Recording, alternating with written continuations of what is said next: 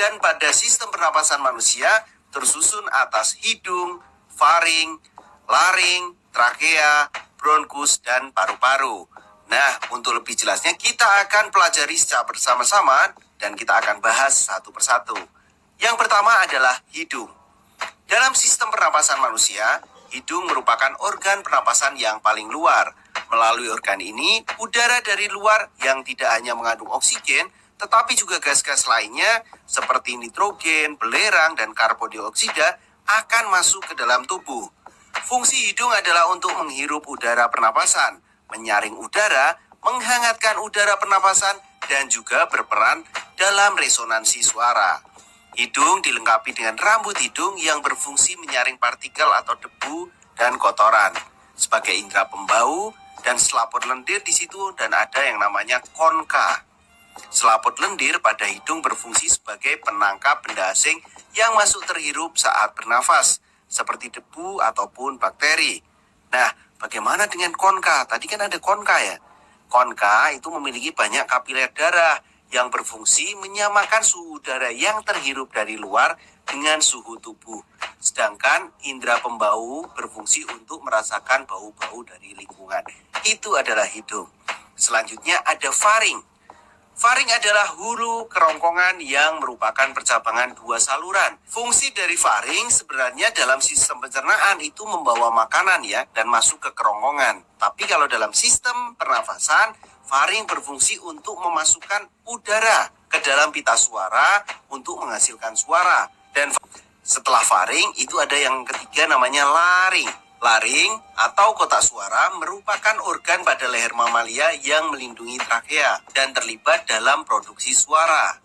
Laring adalah saluran pernafasan yang membawa udara menuju ke trakea. Laring disebut kotak suara karena di dalamnya ada pita suara. Ini merupakan suatu saluran yang dikelilingi oleh 9 tulang rawan, yang salah satunya adalah tulang rawan troid. Pada laki-laki dewasa disebut jagun. Selanjutnya ada trakea. Organ lainnya yang mengambil bagian dalam sistem pernafasan manusia adalah trakea. Trakea merupakan tabung memanjang yang memiliki diameter sekitar 20-25 mm dan panjang sekitar 10 cm sampai 16 cm. Trakea tersusun dari 20 tulang rawan yang berbentuk cincin yang kuat tapi fleksibel. Dinding trakea tersusun atas cincin-cincin tulang rawan dan selaput lendir yang terdiri atas jaringan epitel di sini. Ada juga di situ ada silia pada dinding-dinding trakea yang berfungsi untuk menyaring benda-benda asing, kemudian mendorong apabila ada benda asing masuk ke dalam trakea. Selanjutnya ada bronkus. Percabangan trakea yang bersambung ke bagian kiri dan kanan paru-paru disebut bronkus. Struktur bronkus hampir sama dengan trakea yang tersusun dari tulang-tulang rawan. Bronkus berfungsi sebagai penyaring udara tetapi sifatnya hanya sekedar sebagai penyaring sekunder. Lanjut, setelah bronkus ada paru-paru. Paru-paru merupakan aktor utama di dalam sistem pernapasan manusia. Organ ini dibungkus oleh selaput rangkap dua yang disebut pleura, yang berfungsi untuk melindungi paru-paru dari gesekan saat mengembang atau mengimpis. Fungsinya adalah menukar oksigen dari udara dengan karbon dioksida dalam darah. Nah, paru-paru terletak di rongga dada manusia. Antara rongga dada dan rongga perut terdapat sebuah pembatas yang disebut diafragma. Sekat ini nantinya akan berguna bagi proses masuknya udara ke paru-paru atau inspirasi dan mengeluarkan udara dari paru-paru atau ekspirasi.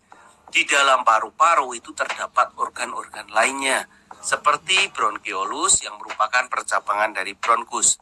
Ada juga alveolus yang berperan dalam pertukaran gas oksigen dan karbon dioksida. Benar kan? Bernafas ternyata tidak hanya sekedar hidung, tapi ada banyak organ lain yang berperan dalam proses pernafasan kita. Nah, kalian juga perlu tahu itu organ-organ dari sistem pernafasan. Hidung, faring, laring, trakea, bronkus, dan paru-paru. Di paru-paru ada bronkiolus dan alveolus. Paru-paru dibungkus oleh selaput yang dinamakan pleura.